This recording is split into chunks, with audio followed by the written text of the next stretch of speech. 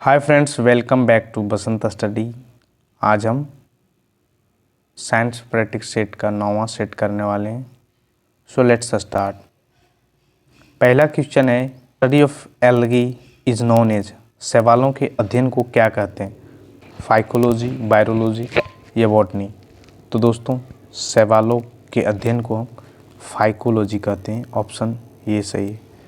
देखिए, इसमें एक शैवाल है और एक कवक, इन दोनों के अध्ययन से हमेशा क्वेश्चन आता है और दोनों में थोड़ा कन्फ्यूजन है, तो आप इस ट्रिक को याद रखिए। आप एफएम रेडियो चालू करो, एफएम रेडियो चालू करो, तो आपसे क्या है? एल्गी, एल्गी यानी शैवाल, एल्गी, और इसके अध्ययन को क्या कहते हैं? Phycology, phycology. फिर ये फंगस, फंगस मीन्स कवक, कवक के अध्ययन को माइकोलॉजी। तो कवक के अध्ययन को माइकोलॉजी और फंगस के अध्ययन को माइकोलॉजी और एल्गी यानी शैवाल के अध्ययन को फाइकोलॉजी कहते हैं। आप एफएम रेडियो चालू करो, आप एफएम रेडियो चालू करो, इस ट्रिक को याद रखिए। आप algae phycology, FM means fungus mycology, इसको आप याद रखिए, इस ट्रिक को। वायरोलॉजी कहते हैं विषाणुओं के अध्ययन को और बॉटनी पेड़ पौधों के अध्ययन को।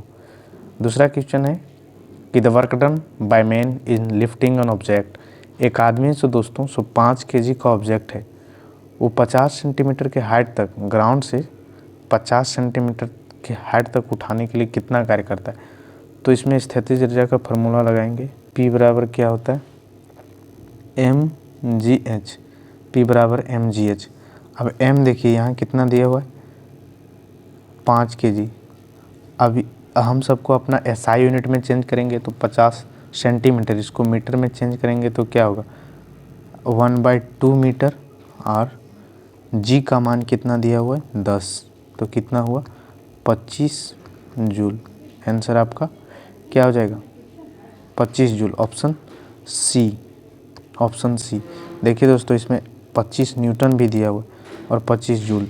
इन सब चीज़ों को भी ध्यान में रखते हुए क्वेश्चन सॉल्व करना है कि वर्क डन का ऐसा यूनिट होता है सो जूल होता है, ना कि न्यूटन। तो हम ये न्यूटन होता है सो फोर्स का ऐसा यूनिट है, और वर्क डन का ऐसा यूनिट होता है जूल। तीसरा क्वेश्चन है कि which of the flowing gas is used in the cigarette, यानी सिगरेट लाइटर में कौन सा गैस का यूज होता है? तो दोस्तों, सिगरेट लाइटर में ब्यूटन गैस का यूज होता है। प्रोपेन का कहाँ होता है? एलपीजी में होता है, एलपीजी ये सब में होता है। प्रोपेन और ब्यूटोन दोनों यूज होता है इसमें, एलपीजी में। और मीथेन का यूज होता है सो आपका, मीथेन को मार्स गैस भी कहते हैं, मार्स गैस भी कहते हैं। ये आपका बायोगैस है, बायोगैस है। और आपका सीएनजी आदि में यूज होता है। सीएनजी और एलपीजी का फुल फॉर्म क्या होता है? ये होता है लिक्विफाइड पेट्रोलियम गैस, और ये होता है कंप्रेस्ड नेचुरल गैस। क्या?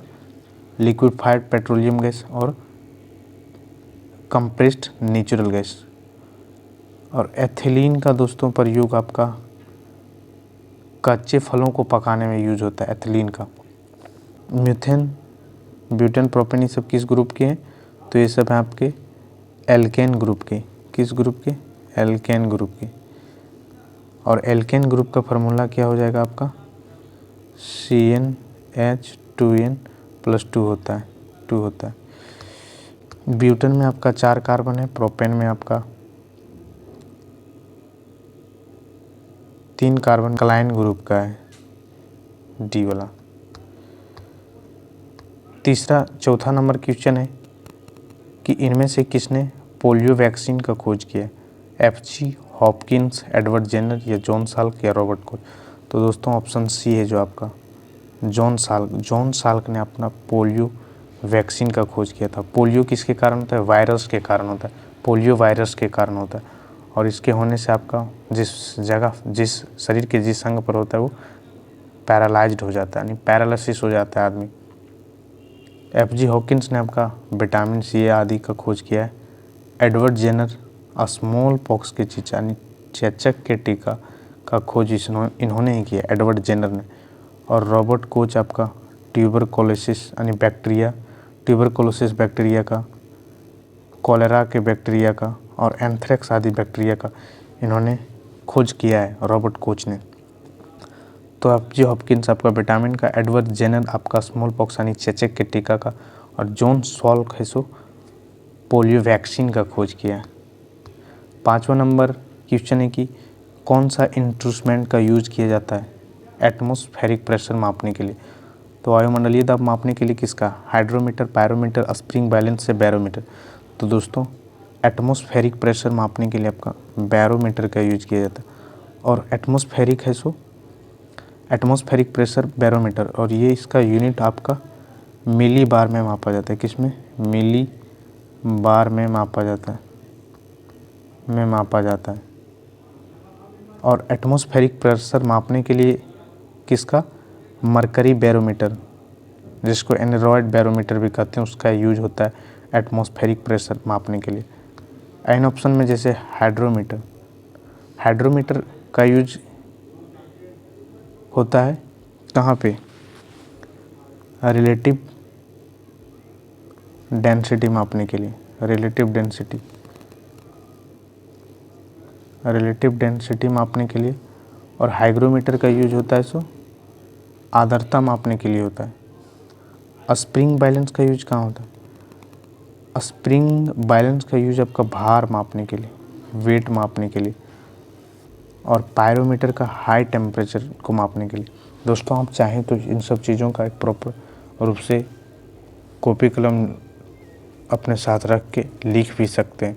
काफ़ी मटेरियल एक साथ मिल जाता है, तो आप एक लिख के भी रख सकते हैं इन सब चीज़ों को। What is the unit of induction. 6 number question है कि प्रेरकता की इकाई क्या है। तो प्रेरकता की इकाई आपका हेनरी, ऑप्शन ए सही है। बाकी ऑप्शन पर देखेंगे तो दोस्तों ओम किसका यूनिट है, प्रतिरोध का जो यूनिट है वो आपका है ओम। फिर फेराड किसका है, इलेक्ट्रिक कैपेसिटेंस का। कैंडला ज्योति तीव्रता का ऐसा यूनिट है आपका कैंडला। 7वां नंबर क्वेश्चन है कि इनमें से कौन सा रक्त के परिसंचरण में मदद करता है। Option A lymphocyte, blood platelets, haemoglobin या मोनोसाइट। तो दोस्तों लिम्फोसाइट है आपका ऑप्शन ए, वो आपका ब्लड सर्कुलेशन में हेल्प करता है। लिम्फोसाइट आपका 2 प्रकार का होता है, एक बी लिम्फोसाइट, एक टी लिम्फोसाइट। और ये दोनों का निर्माण आपका अस्थि मज्जा बेन मेरो में होता है। बी आपका क्या करता है कि बाहरी बैक्टीरिया या जीवाणुओं से लड़ने में मदद करता है। और यही लिम्फोसाइट है जो कि किसका है, WBC का प्रकार है, और ये आपका ब्लड सर्कुलेशन में मदद करता है। और हीमोग्लोबिन क्या है, हीमोग्लोबिन RBC में पाया जाता है, रेड ब्लड सेल में RBC में पाया जाता है। और ये आपका ऑक्सीजन को कोशिका के मतलब शरीर के हर कोशिका तक पहुंचाने का काम आपका हेमोग्लोबिन करता है। 8वां नंबर क्वेश्चन है कि प्रेशर कुकर में आपका बीन कहने का मतलब सीम है, वो जल्दी क्यों पक जाता है। ऑप्शन ये आपका बॉइलिंग पॉइंट बढ़ने के कारण प्रेशर के बढ़ने के कारण बॉइलिंग पॉइंट बढ़ जाता है, प्रेशर के बढ़ने के कारण बॉइलिंग पॉइंट बढ़ जाता है, या फिर प्रेशर के बढ़ने के कारण बॉइलिंग पॉइंट घट जाता है, या एक्स्ट्रा प्रेशर के कारण कुकर में है सो बीन सॉफ्ट हो जाता है, या इंटरनल एनर्जी नहीं लॉस होता है जब हम प्रेशर कुकर में खाना बनाते हैं। तो दोस्तों इसका साइंटिफिक आंसर आपका क्या हो जाएगा, बॉइलिंग पॉइंट इंक्रीज होता जाता है। बॉइलिंग पॉइंट इंक्रीज हो जाता है जब आपका प्रेशर इंक्रीज होता है। कैसे, बॉइलिंग पॉइंट क्या है कि वह न्यूनतम टेम्परेचर जिस पर कोई द्रव किसमें, गैस में या वाष्प में कन्वर्ट होता है, उसको कहते हैं हम बॉइलिंग पॉइंट मिनिमम टेम्परेचर जिस पर द्रव आपका भाप या गैस में बदलता है। अब देखिए जब हम प्रेशर बढ़ाएंगे ना तो क्या होता है कि बॉइलिंग पॉइंट भी बढ़ जाता है, प्रेशर बढ़ाने से बॉइलिंग पॉइंट भी बढ़ जाता है। और प्रेशर जब घटाएंगे तो बॉइलिंग पॉइंट भी घट जाता है। जब हम प्रेशर बढ़ाते हैं तो बॉइलिंग, जब हम प्रेशर बढ़ाते हैं तो बॉइलिंग पॉइंट बढ़ जाता है, इसके कारण खाना जल्दी पकता है। 9th नंबर क्वेश्चन है कि Pb plus CuCl2 PbCl2 plus Cu किस टाइप का रिएक्शन है, यानी कि ये जो रिएक्शन दिया हुआ है किस टाइप के रिएक्शन का आपका एग्जाम्पल है। तो दोस्तों ये डिस्प्लेसमेंट रिएक्शन यानी कि विस्थापन अभिक्रिया का एग्जाम्पल है। विस्थापन अभिक्रिया में क्या होता है कि कोई तत्व, वैसा रिएक्शन जिसमें कोई तत्व का रिप्लेसमेंट होता है किसी दूसरे तत्व के द्वारा। तो इसमें देखिए CuCl2 में PbCu को रिप्लेस कर रहा है, तो यह हुआ आपका डिस्प्लेसमेंट रिएक्शन। डीकम्पोजिशन यानी कि विघटन रिएक्शन क्या होता है कि जिसमें कोई यौगिक है वो विघटित होकर दो या दो से अधिक यौगिक में टूट जाता है, जैसे कि CaCO3, ये आपका CaO प्लस CO2, ये आपका एग्जाम्पल है डीकम्पोजिशन का। डबल डिस्प्लेसमेंट क्या होता है? डबल डिस्प्लेसमेंट रिएक्शन में क्या होता है कि आपका रिएक्शन में यौगिकों का एक जगह से दूसरे जगह रिप्लेसमेंट होगा या तत्वों का एक जगह से दूसरे जगह रिप्लेसमेंट होगा। कॉम्बिनेशन में क्या होता है कि वैसा रिएक्शन जिसमें दो छोटे छोटे यौगिक मिलकर एक बड़े यौगिक का निर्माण करता है उसको कॉम्बिनेशन रिएक्शन, यानी जैसे कि जल बनता है आपका H2 प्लस O2, तो H2O में बन जाता है यहाँ दो, ये आपका हुआ combination reaction. 10th number question है कि दोस्तों जो एटम के यानी कि परमाणु के न्यूक्लियस में कौन सा दो मूल पार्टिकल्स होते हैं? तो देखिए ये है एटम के न्यूक्लियस में मेनली दो, प्रोटॉन और न्यूट्रॉन होता है और इलेक्ट्रॉन इसके चारों ओर चक्कर लगाता है। और इस बात का सबसे पहले पता किसने लगाया था कि एटम्स में न्यूक्लियस होता है? वो रदरफोर्ड ने। किसने? रदरफोर्ड ने।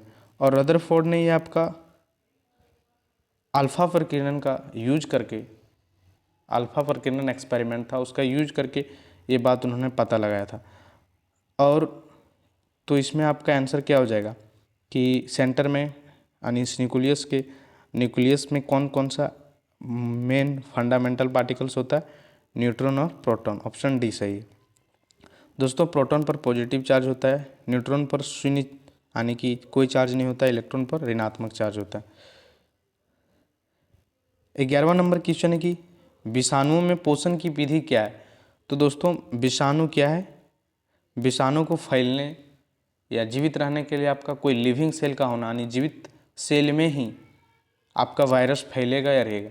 तो जो दूसरों के शरीर पर रह के फैलता है और अपना भोजन के लिए उसी शरीर का इस्तेमाल करता है जिस पर वो रह रहा है, तो उसको हम कहते हैं पैरासाइट। ऑप्शन ये सेट होगा, यानी कि परजीवी। तो वायरस का जो पोषण लेने का विधि वो है परजीवी। और ऑटोट्रोफ क्या होता है? जो अपना भोजन स्वयं बनाता है फोटोसिंथेसिस करके, जैसे पेड़ पौधे हो गए, ग्रीन एल्गी हो गया, ये सब अपना भोजन खुद बनाता है। 12वां नंबर क्वेश्चन है कि जाइलम का क्या काम है? पौधे में जाइलम का क्या काम है? तो देखिए दोस्तों जाइलम आपका प्लांट टिश्यू और सनवनी ऊतक भी, एक होता है जाइलम, एक होता है फ्लोएम। Xylem phloem. तो जाइलम क्या करेगा? जाइलम जल को लेकर पौधे के विभिन्न भागों तक पहुंचाता है। रूट से आपका जल लेता है और थोड़ा मिनरल्स, जो कुछ भी मिनरल्स होता है वो रूट के माध्यम से पौधे के विभिन्न भागों तक पहुंचाने का काम करता है जाइलम्स।